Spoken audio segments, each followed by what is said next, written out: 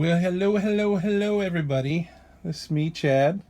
Hey, just going to give you a quick rundown on how to set up your Helix for what I feel is the best tonal setup.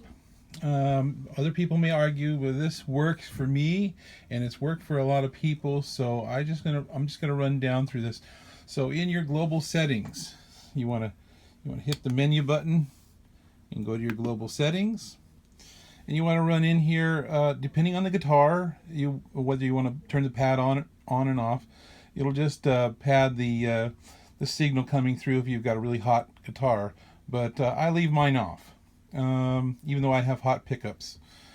I turn the guitar in impedance to auto. Other people, you can switch through and change it, but I find it's just best to let it do its thing. The mic. These are really only if you're going to use the mic. The 48 volt Phantom is leave off unless you're using a condenser microphone. When I do run a mic, I usually run it about 39 dB, and then I don't worry about the low cut, and I don't worry about the USB because I hook up through an interface. I turn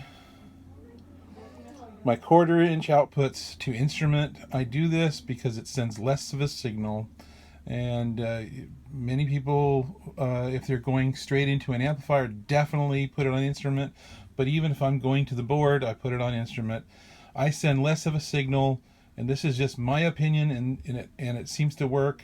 But I try and send a little signal and amplify the outputs. That's how I do things.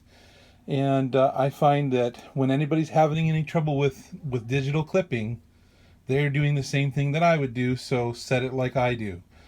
Instrument, and then on here, mic or line, I would go mic, even if you're going to a board.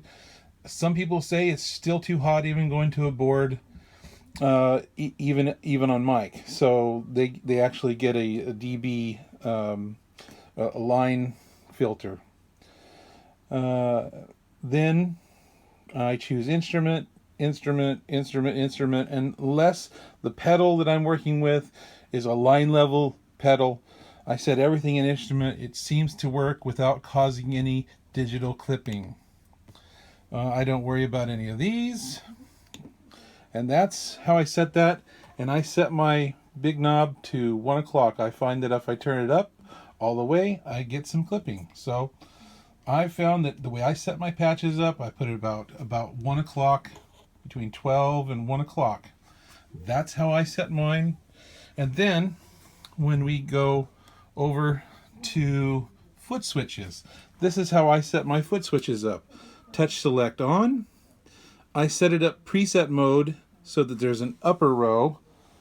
So if I turn lower row or both rows, I just do the upper row is where the preset patches are. I set it for 10 stomp switches instead of 8 because I like to have more control, and I'll show you why in a minute. I'm going to bank up and bank down, and per expression pedal position is per preset.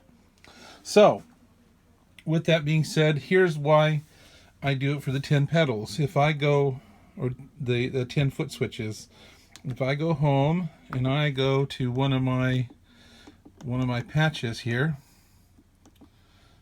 let's see,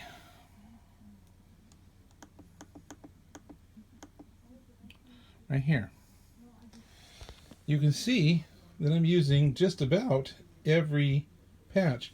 And what's nice is if I want to do presets, I can just hit this and take me to the top row of presets, but I still can get there, and I can change presets. And then when I want all my pedals back, I just go, oops, let's go back there.